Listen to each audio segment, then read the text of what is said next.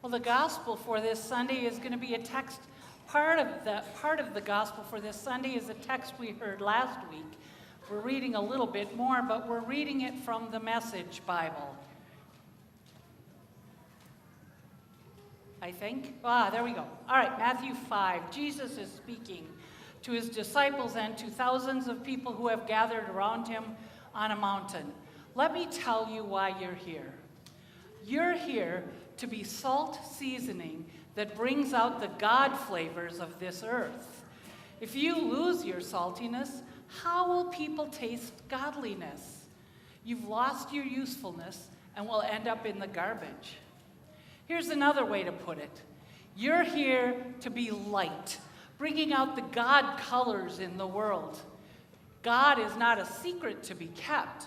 We're going public with this, as public as being a city on a hill. If I make you light bearers, you don't think I'm going to hide you under a bucket, do you?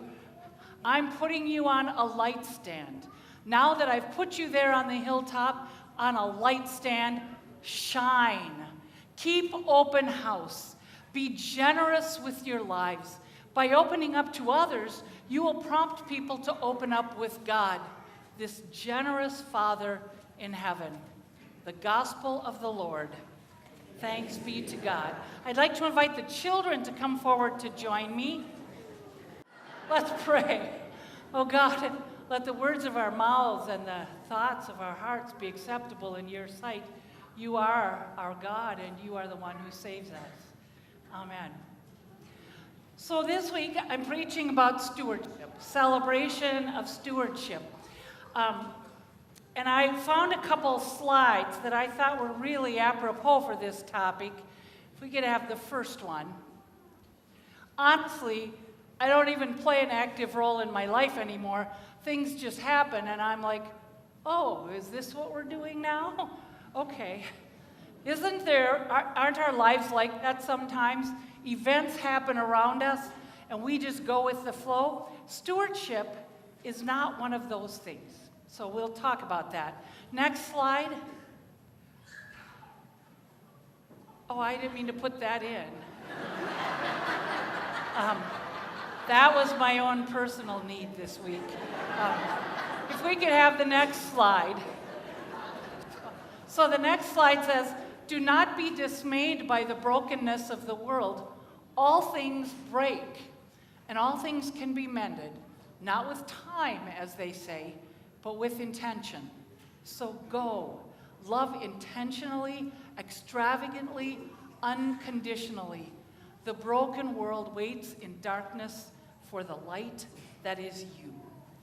We heard in the baptisms this morning those words from Jesus that we read again in the gospel from another translation. You are the light of the world. You are the salt of the earth. Now, the first thing that I think is really interesting about that is that Jesus doesn't say to his disciples, you're going to be the light of the world eventually when I finish teaching you. And when you have grown up in your faith, you are going to be the salt of the earth. No, Jesus says, this is who we are now. We are the salt of the earth, sent out into all of our worlds to make our worlds flavorful and thirsty for God. That's our lives. And we are sent out as lights. We're put on a hill, we're put on a lampstand, so that we aren't just a candle shining alone in the dark, but we are above and people can see. I don't mean we're above other people. I always like to say it isn't arrogance if you really are superior. But I'm not telling you, I'm not telling you that we're above other people in that way. I mean that God sets us up as lights to lighten the world, and we aren't supposed to be hidden. Now, I frankly have two rules about stewardship for my own thinking and my own use. And the first one, you'll probably be relieved to know, is that stewardship isn't about money. Stewardship is about how we live our lives, how we carry out those times of our lives when we are salt and light, how we live as protectors of the earth that God has put around us, how we live in relationship to our families and our coworkers. Do we love generously? Do we teach our children to love Jesus, to love one another? Do they know that Jesus loves them? That's what good stewardship is about. Every part of our lives is touched by stewardship. My other stewardship rule is, of course, it's all about money. Because money is a symbol of our lives in many ways in our culture. Money is a symbol of how you spend your hours working. Money is a symbol of how you use your talents and your gifts and your skills. It is money that allows us to do the things that we do. I was flipping channels last night. My sermon was written and I was feeling really good about it. And I flipped a channel and I came on this preacher, TV preacher, who was preaching about money. Only he wasn't saying the usual stuff TV preachers say, which is, send me money and God will make you rich, right? He was making sense. But I wasn't in the mood for a stewardship sermon because I knew I'd be giving one. So I flipped one more channel up. And it was, Who Wants to Be a Millionaire? I thought, okay, I'm stuck with this theme.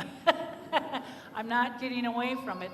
So what I want to tell you is that this TV preacher talked about our coincidental giving.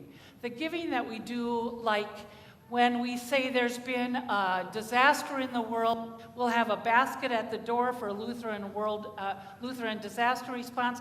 If you have some money, drop it in that basket. That's coincidental giving.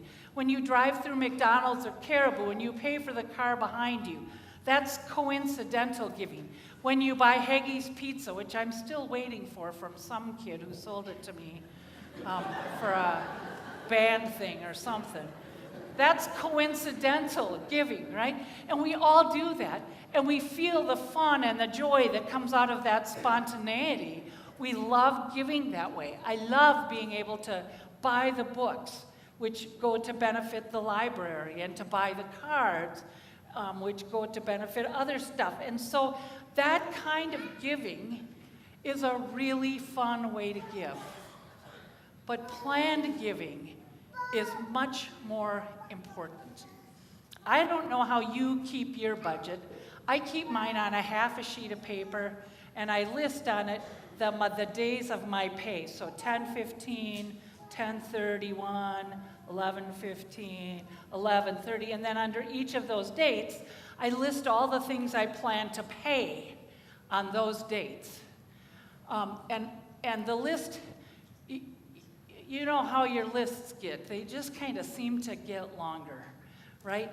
So I think that in planned giving, the important thing is that on that list of our budgets, that our giving be first.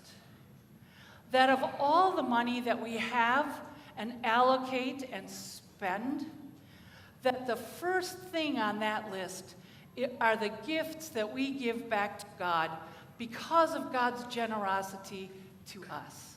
And so we give to say thanks. And having that as the first thing in your budget does a couple things. First, it reminds us that it's not all about me. Well, it is all about me, but it's not all about you. No, it reminds us that it's not all about us, doesn't it? Because when that's first, then we know that that's something that we're going to give that is determined regardless of what bills we have to pay, regardless of what shopping we want to do. This firstness of our giving is a reminder that we are God's people first. It also reminds us that we have enough. 3 billion people in the world today live on less than $1.50 a day. I would dare to guess that not one of those 3 billion people is in this room today. And because that's true, I invite you to be generous, to give. Now, when I talk about giving to the church, you heard what Alice said about the awkwardness kind of about that, and I feel a little awkward getting up and saying, you need to give to the church because you know what? I know that my pay comes out of what you put on that top line. But I want you to know that I have my own top line that goes to the church as well. We on staff take our own stewardship pretty seriously. And so I ask you to consider putting the church on the top of that list. I know I've told this story before. This is really a coincidental giving story, but when my nephew was 16, this is many years ago now, he took a bus trip to New York City with his church. They were going to witness on the street corners, which is not, in my mind, an effective way. But you know, when you're 16, and so he brought cash. We all told him, bring traveler's checks. This was before cash cards were in big use and stuff. We said, bring traveler's checks so that if you lose them, you can get your money back. Well, he didn't bring traveler's checks, and the second day of the trip, he lost his wallet, or it got stolen. He's not really sure which. He didn't call home all week, so my sister was in a panic, and when he got home, she said, why didn't you call me? And he said, well, my wallet got stolen. And she said, what did you learn from this? And he said, well, I learned that I didn't need as much as I thought I did. And I hope the person who found or got my wallet needed the stuff in it more than I did. That's what stewardship is about. It's about recognizing that we are people of plenty. Even when we feel like we're not, in this culture, we are people of plenty. And there's always room for generosity. So I want to ask you to do two things this week. First, I want you to ask yourself about your estimate of giving card or your planned giving in general. If you do planned giving elsewhere, that's wonderful. But to think about your planned giving, where you give first, you give off the top. And is that amount that you're giving the right amount for you? And could it be more? Have some prayer and spend some time with God and ask God for direction on how that ought to go. And then the second thing I'd like you to do is just as important, because it's about that, all of life is about stewardship. I'd like you to think about the question, to whom are you salt and light? How are you God's presence in the world you serve? Amen.